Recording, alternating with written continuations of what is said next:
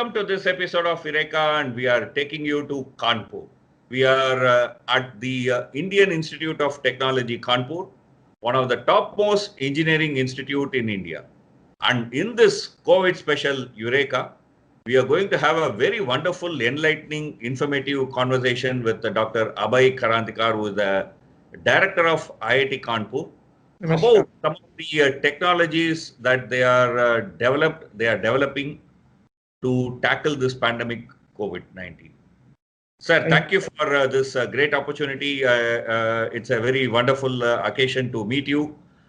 Your institute has come up with very, very interesting engineering ideas to tackle not only engineering, but also application, science application to tackle this pandemic. Although the medical professionals and health professionals are the frontline workers, the administrators are taking a huge effort to contain this pandemic. The importance of scientific input or technological input to tackle this is no less important. So let me start with this first question that you have developed a ventilator. And ventilators with regard to this COVID-19, particularly respiratory disease, is a huge challenge. And in fact, I mean, people are saying that if we beef up our ventilator capacity in India, it's not just only for the current pandemic, but we are faced with the respiratory issues in this country. So actually, we are improving the health infrastructure in India. I mean, it's in a kind of blessing in disguise. So let me start with this. What is special about your ventilator? What is this effort that you took? So I think let me just first mention, I mean, since in the beginning you said that scientists have responded to address the, lot of problems during the COVID-19 pandemic.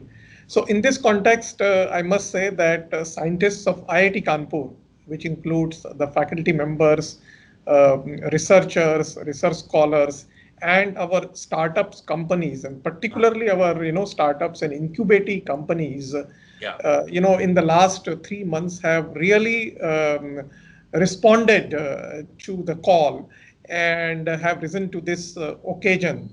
And so I must first of all compliment this. This is really not my efforts. These are really the efforts of our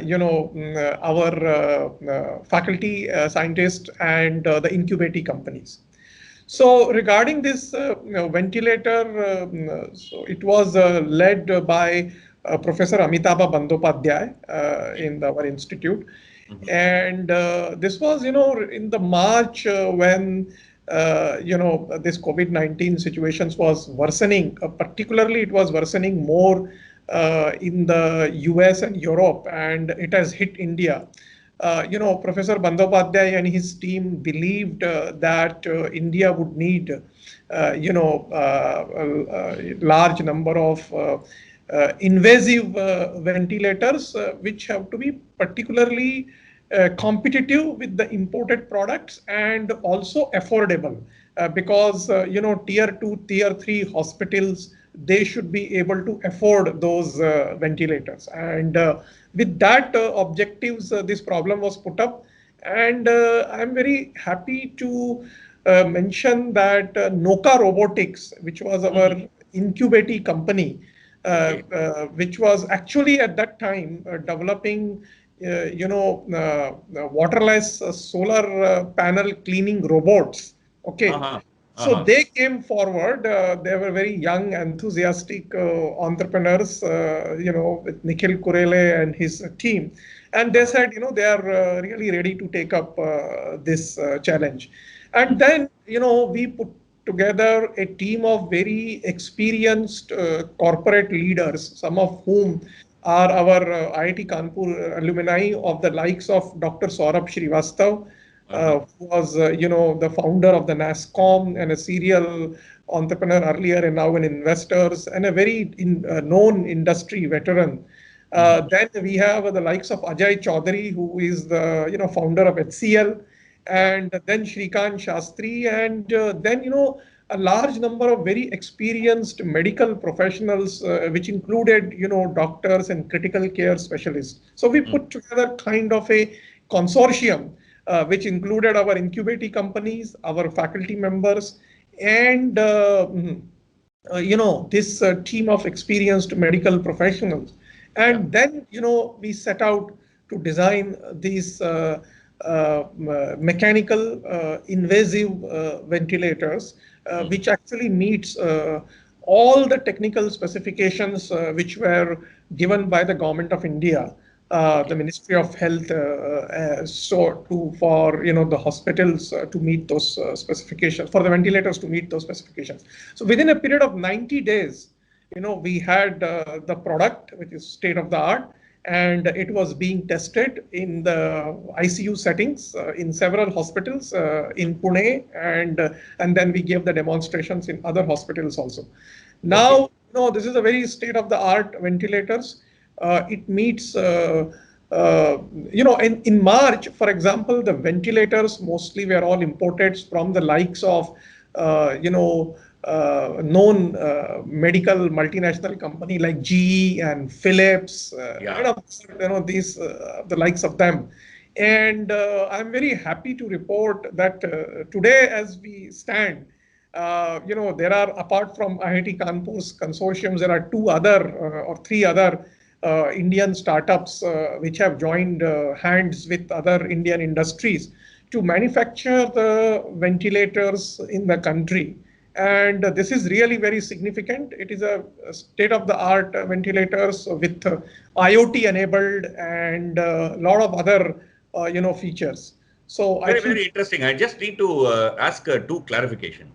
The one is while you were speaking, you mentioned, but I thought one should underline that when you develop medical equipments, it's not like an engineering product you develop in your design center and then just make it and sell it, but you need to actually test it in hospitals to see that whether it is effective with patients, right? So that's something that you undertook. Yes, absolutely. In fact, it went through the very rigorous trials because, other medical equipments are fine, but this ventilator will work on a critically ill patient in the ICU. Yeah. So it is even more important. And this has been tested on critically ill patients in the ICU, and it has worked extremely well. So it has gone through, and before we put it on the patient, it has to go through a very, very rigorous, testing. So it cannot be, put to testing on the patient first, before it is, really, the doctors are really satisfied that this is a device that they can really use. The second point that you also mentioned is that in addition to IIT Kanpur, there are a few more, but they're all actually now in the market. They are being actually utilized in various places. That's a point. So is the IIT Kanpur thing. In fact, it is now getting manufactured. We actually also have signed up an MOU with the defense public sector undertakings, Bharat Dynamics. And also, the Noka Robotics, also for small orders, it is also getting it manufactured. So it is being used in hospitals across the country, in fact. Because many people have this mistaken conception that Indian scientific institutions produce prototype and then they just remain in the institution's exhibition. That's it. I mean, it's not actually put to use in the. That's a kind of, many people have the perception, which so you say that it's very wrong. I mean, it's actually being utilized perhaps in many places. It's actually saving people right now, right? Yes. No, it is actually what you are saying is true. And in fact, that is the reason I told you that I would like to first narrate the story of the ventilators, because it is true that in a university setup, and that is true not just for IIT Kanpur, but for other universities also, and also other research labs, scientists can actually develop the proof of concepts, prototypes. They can demonstrate the technology. But ultimately, it has to be taken to the market by industry, by some startup, and through licensing or commercializations. And that's the gap which is missing in the country. But in the case of ventilator, when we started on the project, right from the beginning, and that is the reason we set up this consortium, which included the incubating companies, the team of faculty, Professor Bandyopadhyay and his team from the IIT Kanpur side, and a team of very experienced corporate leaders, investors, and the medical professionals. And this worked in a very wonderful fashion, particularly during the lockdown, and produced a product which is now getting manufactured and produced by a company. And they have their own, network in the country. And we have also tied up with the public sector undertakings for large orders from the government. So this is how, the product can be taken to the market. And I think this is really key. Very important, successful story. And also very important input into this whole pandemic. And as I was mentioning, that it's not just only for this pandemic. Respiratory disease in temperate climate like ours is a huge challenge. So even beyond pandemic, this kind of ventilators are useful in India. Absolutely. Actually, now, what is happening is that, even tier, and also not only they are useful, but I would say that in the tier 2 and tier 3 hospitals are also now getting equipped with the ICU. With the increase in the number of respiratory diseases and the cardiovascular diseases in the country, there is increasingly a need of ICU setups in the hospitals, and the ICU setups actually require, many medical equipments. One of them is, of course, the ventilators. And what was happening is that, some of these hospitals were not able to afford, or they are not able to afford such devices because the imported ones, really are very, very expensive. So there is really a need to develop, competitive, cost-effective, these medical devices in our country. That's an important point. From that, let me move to your another innovation, which is a positive pressure respiratory system as an alternative to N95. If you look at the Indian statistics, some people from Tamil Nadu were just mentioning to me that while the death rate among ordinary public is around 1.73, the death rate among frontline medical workers is close to about 11%. And because of the viral road, they are hugely challenged. We need a good, mask. So how does this positive pressure respiratory system actually work? What does that positive pressure actually mean? Yeah, so basically, this was again developed by one of our mechanical engineering Professor Nachiketa Tiwari. And this was developed in collaborations with SGPGI Lucknow. So a few doctors were also involved there, particularly Professor Devendra Gupta, who is in charge of the ICU. There was SGPGI. He was involved in working with Professor Nachiketa Tiwari. And it relies on the positive pressure to stop the entry of the contaminated air in that device. Of course, by the way, I'm not any experts on these systems, but I know that it works on the positive pressure to stop the entry of the contaminated air. And these are therefore considered safer alternatives to these N95 respirators because it provides uncontaminated air.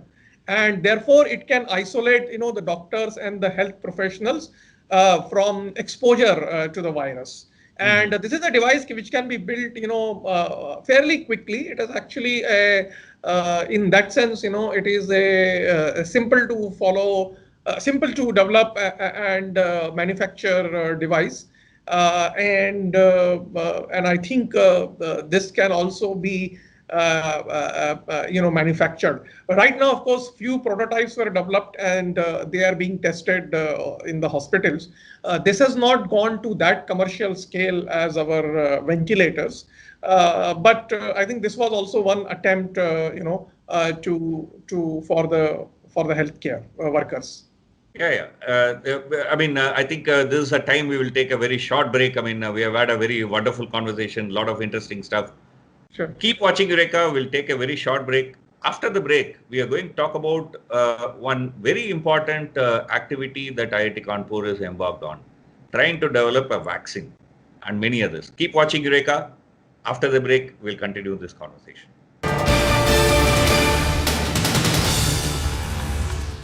Welcome back to Eureka. We were having a very wonderful, very enlightening conversation with Dr. Abhay Karandikar. He is the director of Indian Institute of Technology, Kanpur. Sir, before the break, we were talking about the positive pressure mask respiratory system that you have developed. which not only again in COVID situation, but also in many other infectious diseases, which are very important. Similarly, you talked about ventilators, which is actually on the market, actually being utilized, actually will equip the second tier and third tier hospitals affordable. Let's go to another area, which is a very huge, important challenge, which is vaccine.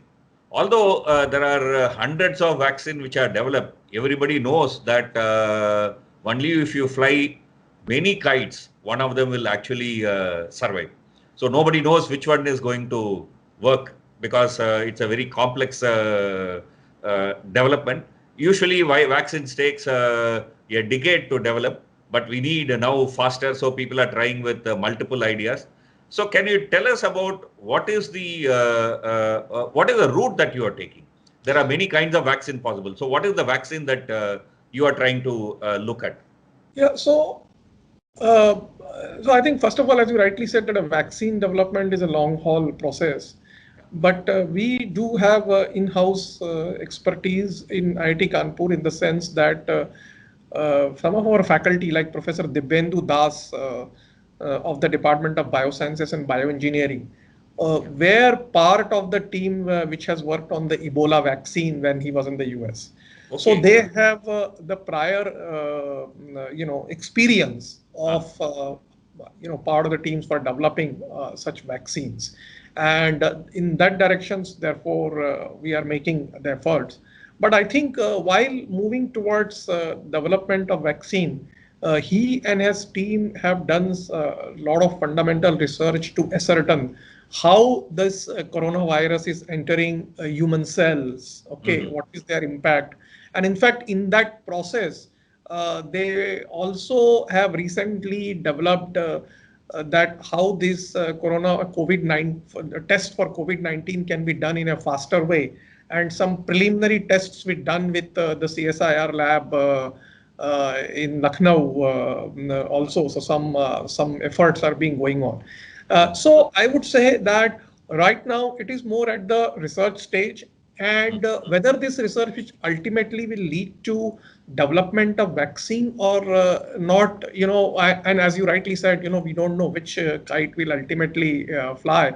But I'm very confident that the faculty expertise that we have with their research will certainly improve, enhancing our understanding of how this virus is functioning and how it is entering the human cells and their interactions. And this research can definitely throw light and help in vaccine developments or drug developments, or even, even in treatment.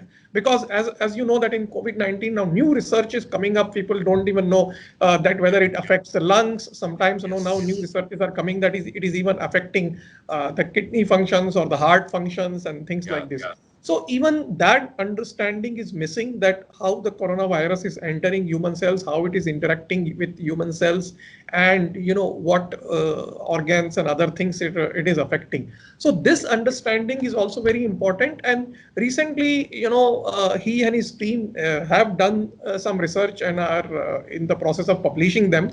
So even that will help in the vaccine development. See, another important development that your institute has done is the SaniWalk. Yeah. Sanitation tunnel kind of arrangement.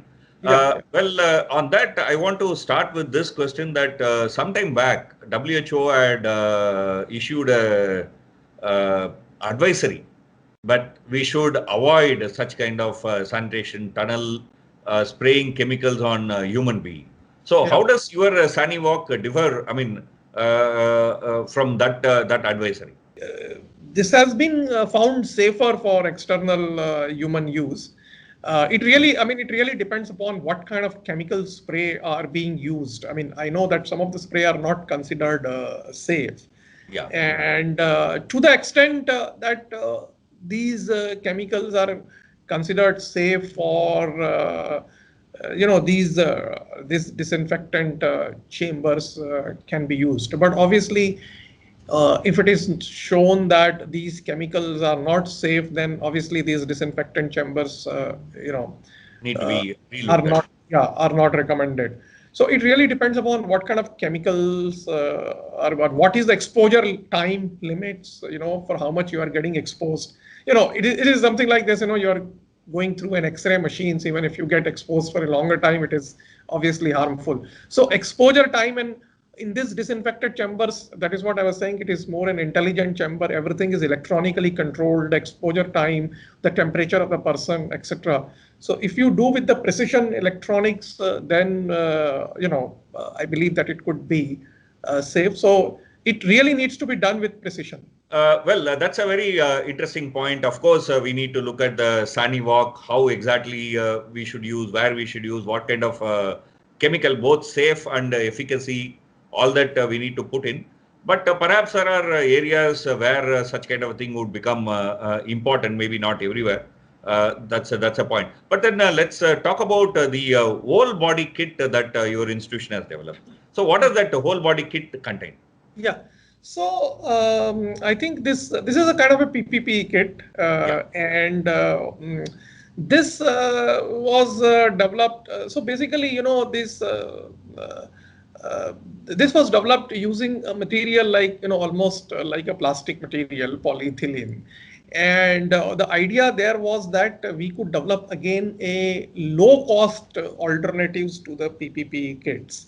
Okay. And with that, intention, it's what's particularly designed. And in fact, the faculty members who were involved, and they were like Professor Nitin Gupta and Professor Ram Kumar and others who were involved, they had really made the design open source, that it is available to now large number of manufacturers who were earlier developing the polythene bags and other things. So they can actually adopt that design and develop. We believe that these we need now large number of such protective kits for. So there are various levels of. There are ICU specialists and critical care specialists, doctors and paramedic staff who are working in the ICU. This kit cannot be used for them. It is not recommended for them who are, for example, intubating a, critically ill patient and things like this, and they have a, very direct exposure there. So it is not recommended for them. It is recommended for, let's say, security personnel who is, cleaning workers who are actually are working in the hospitals. Even if they are not in the COVID ward, actually there is some level of exposure even in the non-COVID wards. And our large number of security personnel who are posted in the hospitals or outsides or who are like the frontline workers. So, otherwise, for these, we really need these low cost alternatives to the PPP kits. And that is what, it has been developed with a very low cost material like polyethylene, and which was developed into the PPP kit. There is a similar efforts, which is one of our incubating company, that is eSpin Nanotech is doing, which is on developing the N95 masks. Okay. And in fact, that is a nano fiber based N95 mask. And we have set up on the eSpin Nanotech have set up on IIT Kanpur campus now a full manufacturing plant, which is producing 25,000 masks every day, N95. 25,000 masks every day. Good. Yes. And these PPP kits and all, now the design has been given to manufacturers, and they are actually manufacturing all across the country. In fact, our faculty like Professor Nitin Gupta and his team has been providing actually design expertise and help in terms of how it should be manufactured, but they are not manufacturing really here. So that is again a product which has been which is getting manufactured and which is getting by these frontline workers, not necessarily ICU specialist doctors or paramedic staff who are working in COVID-19 wards, but others. Very, very important point. We don't have much time, but then this is an important point to deliberate upon. in the recent past, given the kind of international situation and the domestic needs, the ideas like Make in India, Atmanirbhar Bharat, I mean, basically, some or other ensure that the manufacturing production in within the country also develops. Although you are not going to close completely imports, wherever possible, find alternatives because then it becomes affordable. Otherwise, in a country like us, it is not feasible.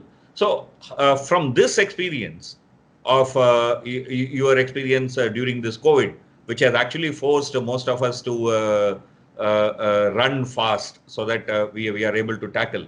What are the pointers that we get to achieve some of these broader goals even beyond pandemic? Yeah, I think you have rightly said. In fact, our Honorable Prime Minister also has talked about Atmanirbhar Bharat, and which means, making the country really technologically self-reliant, that we develop the product indigenously. Our experience of last 3 or 4 months was that there is a lot of talent in the country. In fact, our team of Noka Robotics, which produced the ventilators, they are all young entrepreneurs, young engineers. So there is a lot of talent in the country that needs to be harnessed. And our ventilator experience shows that if that team can be mentored by experienced leaders and scientists and institutions like IITs, which are institutions of national importance, if they play the role of a catalyst in these efforts of helping the young entrepreneurs and young students, etc., with the help of our experienced alumni and all, I'm sure we should be able to develop any technology. And this is really the right time, not just in the case of medical technology or the healthcare sectors, but almost in all other technologies, be it the telecommunications, be it the information and communications, ICT technologies, be it in the semiconductors or electronics, or be it in the manufacturing sectors. So I believe that this will really